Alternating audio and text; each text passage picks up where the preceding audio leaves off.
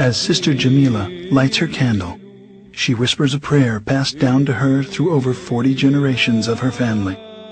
The rising smoke carries her prayer high into the heavens. She is a member of the original Christian church, started almost 2,000 years ago. But what happened to this original church, and where do we find it?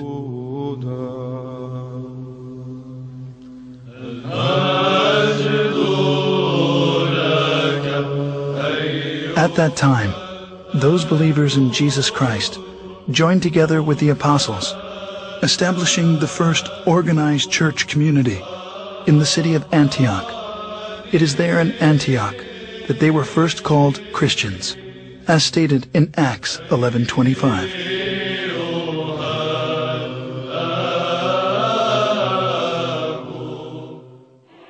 Scholars estimate there are over 2,600 groups today who lay claim to being the church, or at least the direct descendant of the church described in the New Testament. As Christianity has inarguably played a considerable role in our history, it is important to understand the factors which have led to its current divided state.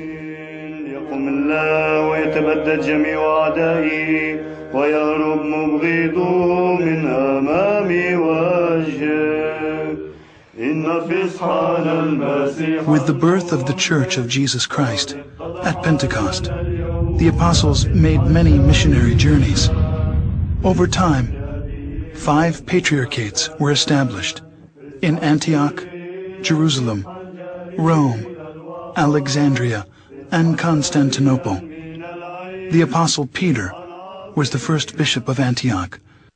12 years later, he became the first bishop of Rome, leaving the apostle Paul as the head of the Antiochian church, while James, the brother of Jesus, was the first bishop of Jerusalem. Even though they were in full communion with one another, disputes arose over the adherence to the Old Testament law. James gave the solution to settle all doctrinal and moral issues through ecumenical councils, and the church flourished for 1,054 years. The first council was known as the Council of Jerusalem, as documented in Acts 15. In the history of the Christian Church, we find scores of such councils, establishing its canon laws, which the Orthodox regard as the faith of the apostles, faith of the fathers, faith of the Orthodox, the faith which has established the universe. Heresies, disputes, numerous wars, and much persecution constantly challenged the early fathers of Orthodox Christians.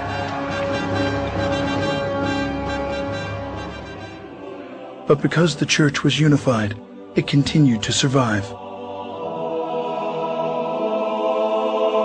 At the Ecumenical Council in 325 at Nicaea, the bishops decided they needed a creed. After much prayer and some 90 years, what's known today as the Nicene Creed was finally written.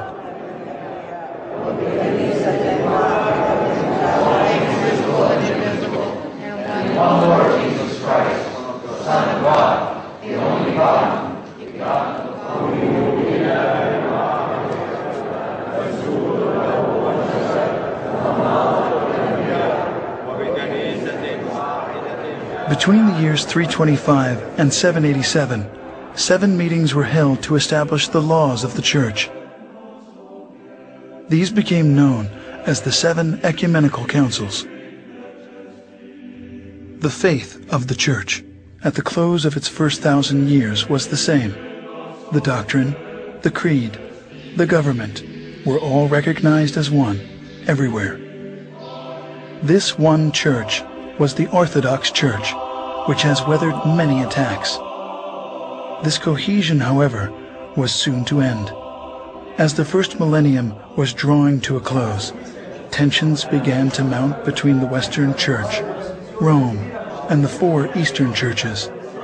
the bishops of Rome began to claim authority over the other 4 churches, on the claim that the Roman Patriarch was the only true successor of Peter.